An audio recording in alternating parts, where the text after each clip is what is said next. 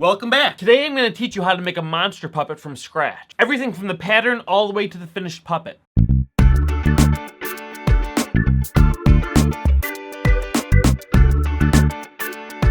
You're going to learn the process on how to build this entire puppet from scratch, including the pattern. Let's get started. I'm going to use a 3/4 inch piece of plywood. You don't have to paint yours black, it's just what I had lying around. I'm also going to use this heavy gauge armature wire. With this, I'm going to make the skeleton of the sculpture for the puppet design.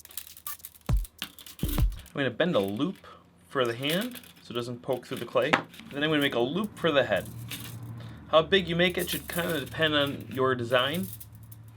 I'm going to make mine about that big. I'll trim that edge. So there I have the head and arms. Now I'm going to make the legs. I'm going to bend the foot to an L shape like that.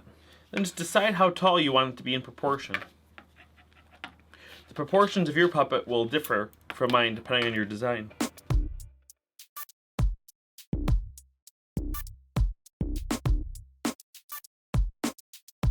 I kind of wrap this piece around the arms to get a little bit more secure bond.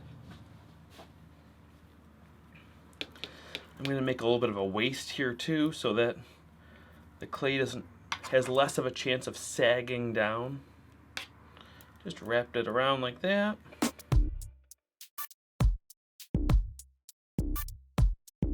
Something kind of like that. So this is the armature for the little sculpture we're gonna make. Now I'm gonna nail it down to the board and then we'll add clay. Depending on the design of the character you want to create, your armature might look completely different. Maybe it'll have longer arms, shorter arms, maybe it'll be really wide, maybe it'll be even taller. Whatever you want to do. Now we gotta staple it to the board. I like to do it at an angle. Feel free to tap the toes down with a hammer. It'll give you a stronger connection. So now I'm going to cover this guy with monster clay. Monster clay is a wax-based clay that will not dry out. It's perfect for doing these kind of little maquettes, and best of all, you can reuse it. You can start building it up.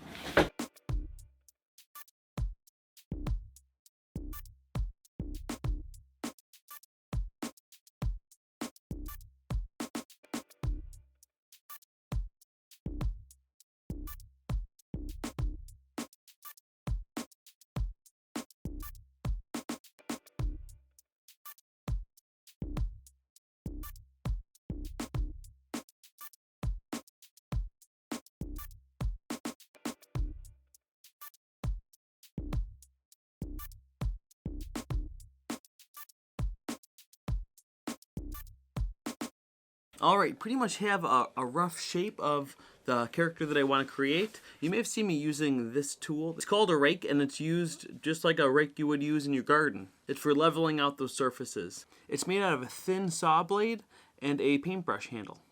It's not quite necessary for a sculpt like this where we're just trying to get the basic shapes, but it's a good tool to have around. Now that I have the basic shapes that I want, last thing I'm going to do is just cut a mouth into them. I'm going to use this. I think this is called a kidney. And I'm just going to poke it in there. You could use whatever tool you have though. So I'm just going to poke it in like this. There he is. Now I'm going to start covering this entire sculpture with masking tape. It's best to take small pieces and make sure they're laying flat.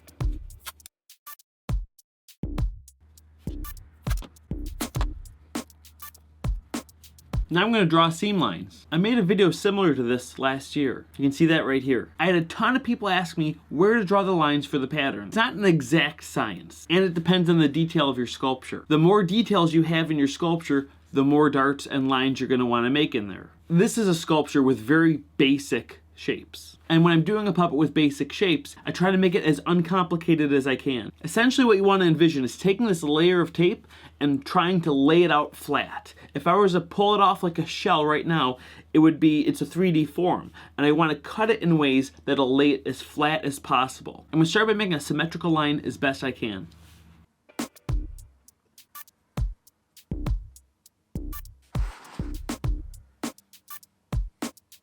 Then I'm going to make a neckline.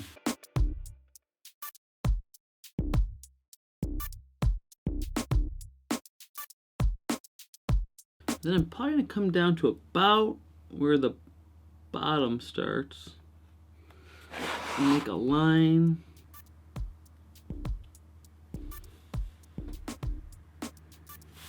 just like that.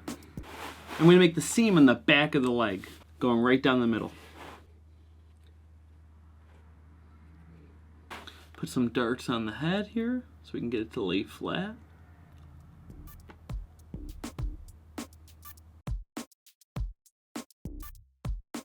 If you remember when we did our fleece character last year, the entire head was made out of foam. Because the fleece is so thin, it needs the foam to fill it out. With a monster character, you can cheat a little bit. I like to make the top of the head and the jaw separate pieces. So I'm going to draw that out right now. I'm just going to go from the edge of the mouth here. So actually I'll draw a little line here from the edge of the mouth. And then just go straight across. So this will be the top half of the head. Going all the way back. And then I'll draw a line down for the jaw. I'll also put a couple lines in the bottom just to curve out the body.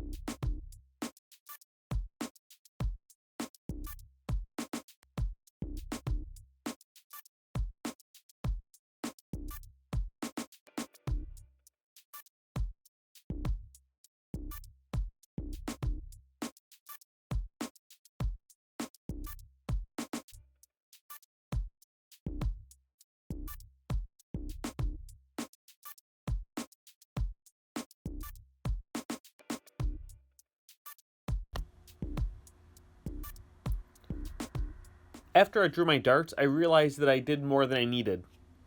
So I simplified it as I went along.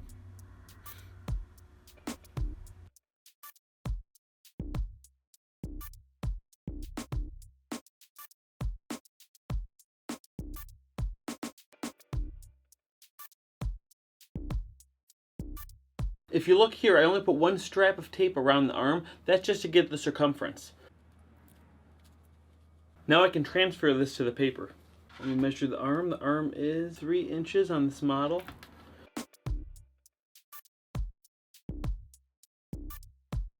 So there's my arm, and now I'll just trace the hand.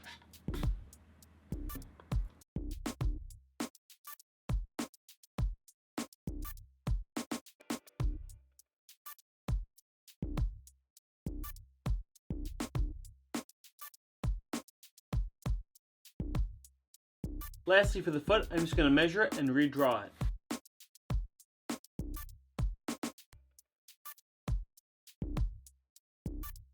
Just like that. Trace these and notch it.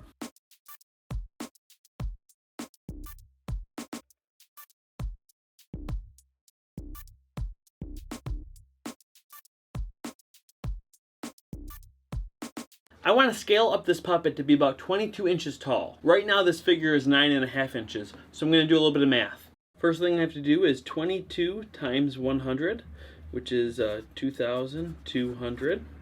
And I have to divide that by 9.5. Use my calculator for that, so divided by 9.5 is a big yucky number, but I'm going to round that to 230. So I have to blow this up to approximately 230%. That's what I'm going to aim for. So now we have our foam pattern pieces to scale. We're gonna have to tweak some things as we go along. We're gonna do that in the next video as we put it together, and also make the fur pattern. Make sure to subscribe and also hit that like button. And if you have any questions, leave a comment down below, or join the Crutinger Puppets tutorial Q&A. That's where I answer a lot of the questions, and also many of the questions you may have already been asked, so you can look them up there. If you want to skip the pattern making, you can download a printable version from my website. I spend a lot of time digitally tracing it and making it printer friendly. Thanks for watching. Make sure you come back for part 2.